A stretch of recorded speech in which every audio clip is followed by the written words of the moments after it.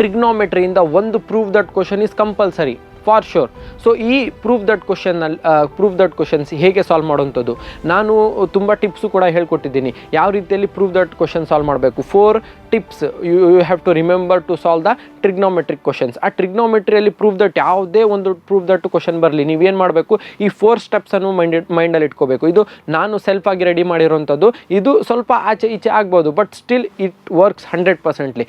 ಯಾವುದೇ ಒಂದು trigonometry prove that question ಕೊಟ್ಟಿರಲಿ, ನಿಮಗೆ ಬೇಸಿಕ್ ಫಾರ್ಮುಲಾಸ್ ನೆನ್ಪಿಟ್ಕೋಬೇಕು ಆ್ಯಂಡ್ ಬೇಸಿಕ್ ಟ್ರಿಗ್ನೋಮೆಟ್ರಿಕ್ ಐಡೆಂಟಿಟೀಸ್ ನಿಮಗೆ ಬಹೆಟ್ ಆಗಿರಬೇಕು. ಆಮೇಲೆ ಏನು ಮಾಡಬೇಕು, ಸ್ಟೆಪ್ 1 ಏನು ಮಾಡಬೇಕು ಅಂದರೆ first you have to simplify the given prove that question. ಆ ಸಿಂಪ್ಲಿಫಿಕೇಶನ್ ಏನು ಮಾಡಬೇಕು, ಹೇಗೆ ಮಾಡೋದು ಅಂದರೆ ಫಾರ್ ಎಕ್ಸಾಂಪಲ್ ಕೊಸಿಕೆಂಟ್ ಇರುತ್ತೆ, ಸೀಕೆಂಟ್ ಇರುತ್ತೆ, ಅಥವಾ ಕಾಟ್ ಮತ್ತು ಟ್ಯಾನ್ ಇರುತ್ತೆ. ಇದೆಲ್ಲ ಕಾಂಪ್ಲೆಕ್ಸ್ ಫಾರ್ಮ್ ಅಂತ ನಾವು ಕರಿತೀವಿ. ಸಿಂಪ್ಲೆಸ್ಟ್ ಫಾರ್ಮ್ ಅಂದರೆ ಏನು, ಸಿಂಪ್ಲೆಸ್ಟ್ ಫಾರ್ಮ್ ಅಂದರೆ ಸೈನ್ ಮತ್ತು ಕಾಸ್ ರೇಷಿಯೋಲ್ಲಿ ಇರಬೇಕು.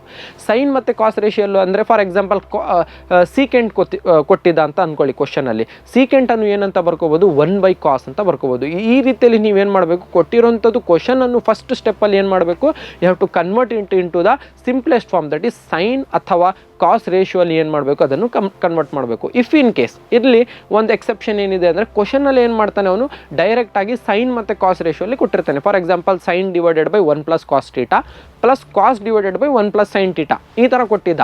ಈಗ ಏನು ಮಾಡಬೇಕು, you have to move to the second step. ನಮ್ಮದು ಸೆಕೆಂಡ್ ಸ್ಟೆಪ್ ಏನಿದೆ, ಈ ಸೆಕೆಂಡ್ ಸ್ಟೆಪ್ ಇರೋವಂಥದ್ದು ಎಲ್ ಸಿ ಎಮ್ ತೊಗೊಳ್ಳೋದು. ಎಲ್ ಸಿ ಎಮ್ ಹೇಗೆ ತೊಗೊಳ್ಳೋದು ಕೂಡ ನಾನು ಮಾಡಿರೋಂಥದ್ದು ಪ್ರಾಬ್ಲಮ್ಸಲ್ಲಿ ಎಕ್ಸ್ಪ್ಲೇನ್ ಮಾಡಿದ್ದೀನಿ. ನೀವು ಹೋಗಿ ಆ ವಿಡಿಯೋನು ಕೂಡ ನೋಡ್ಬೋದು. L C M, how to take the L C M between 2 different denominators. ಅದು ಮಲ್ಟಿಪ್ಲೈ ಮಾಡಬೇಕು, ಆಮೇಲೆ ಕ್ರಾಸ್ ಮಲ್ಟಿಪ್ಲೈ ಮಾಡಿ ಬರ್ಕೋಬೇಕು. So second step is taking the L C M. Third step ಏನಾಗಿದೆ, ಈ ಥರ್ಡ್ ಸ್ಟೆಪ್ಪಲ್ಲಿ ನೀವು ಏನು ಆಗಬೇಕು ಅಂದರೆ applying the identity or the formula ಯಾವುದು ಅಂದರೆ a + b² = a² + b² + 2ab ಆಗಿರಲಿ, ಅಥವಾ a - b² = a² + b² - 2ab ಆಗಿರಲಿ.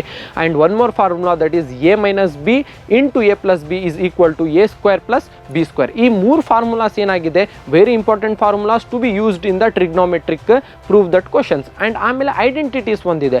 ಐಡೆಂಟಿಟೀಸ್ ಈ ಸೈಡಲ್ಲಿ ಯಾವುದಿರುತ್ತೆ, sin² θ + cos² θ = 1.